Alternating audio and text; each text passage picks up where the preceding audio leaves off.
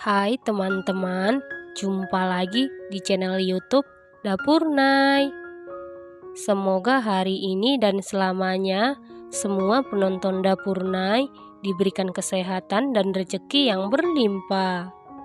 Di kesempatan kali ini, Dapur Nay mau buat spongkek pandan. Kalau mau tahu cara buatnya, tonton terus, ikutin terus videonya sampai selesai ya. Pertama-tama kita lelehkan dulu 120 gram margarin setara dengan 8 sendok makan. Setelah sekitar 80% margarinnya meleleh, kemudian angkat, lanjut aduk-aduk sampai margarinnya benar-benar meleleh.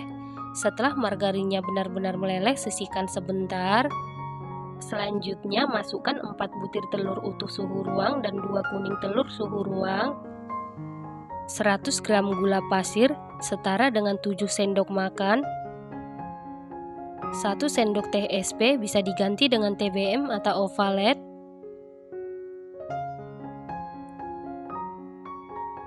1 sendok teh vanili bubuk.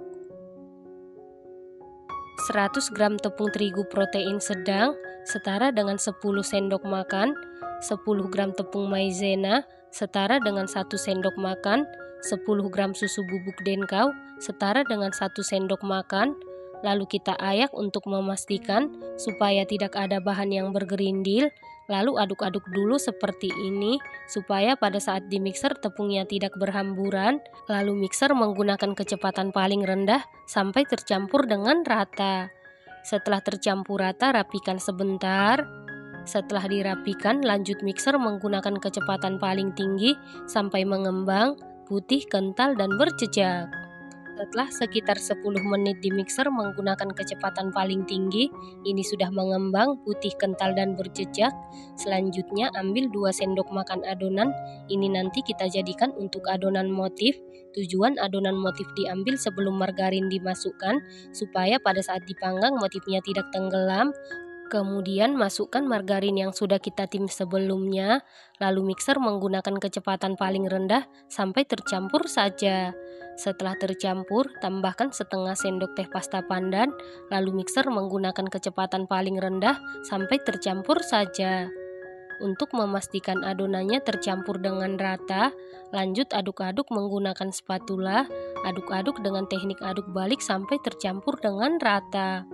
Saat mengaduk seperti ini, pastikan semua bahan tercampur dengan rata, karena kalau ada cairan yang mengendap di dasar adonan, spongkeknya bisa jadi bantat.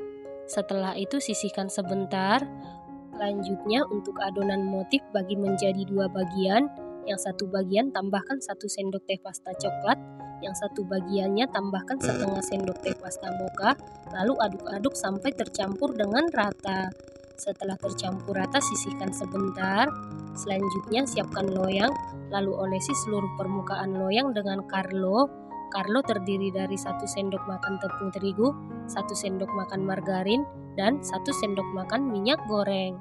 Selanjutnya alasi dasar loyang dengan kertas roti, kemudian olesi lagi karlo di atas kertas roti tipis-tipis. Loyang yang saya gunakan ukuran 18 x 18 x 7 cm.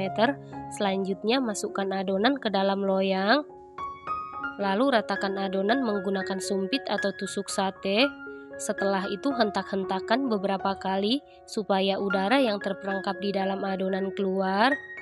Selanjutnya beri motif sesuai selera.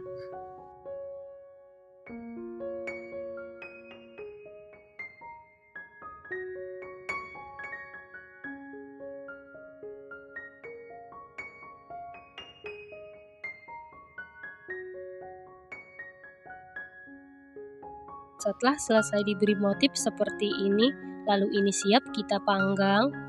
Dan sebelumnya ovennya ini sudah dipanasi di suhu 175 derajat Celcius, api atas bawah selama 15 menit, dan ini ovennya sudah dalam keadaan panas. Lalu masukkan loyang yang berisi adonan ke dalam oven. Kemudian panggang di suhu 175 derajat Celcius, api atas bawah selama 30 menit sampai matang, dan sesuaikan dengan oven masing-masing. Setelah sekitar 30 menit dipanggang, ini spongkek pandannya sudah matang, Untuk mengecek kematangan bisa dites tusuk. Apabila tidak ada adonan yang lengket berarti sudah matang. Kemudian angkat dan keluarkan dari oven. Selanjutnya langsung keluarkan spongkek dari loyang.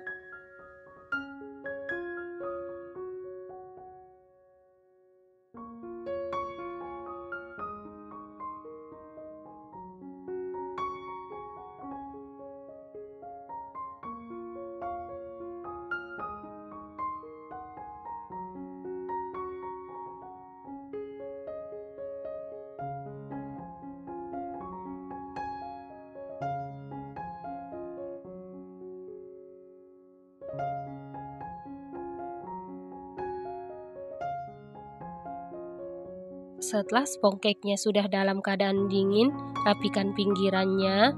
Setelah itu potong-potong sesuai selera. Spongkek pandan ini rasanya super duper mantul, teksturnya super duper empuk, super lembut, sama sekali tidak seret di tenggorokan, manisnya pas. Ini recommended banget dan harus dicoba ya teman-teman, wajib dicoba. Terima kasih karena sudah menonton. Jangan lupa share, like, komen, dan subscribe. Dan jangan lupa tekan tombol loncengnya supaya tidak ketinggalan video terbaru dari Dapur Nay. Terima kasih.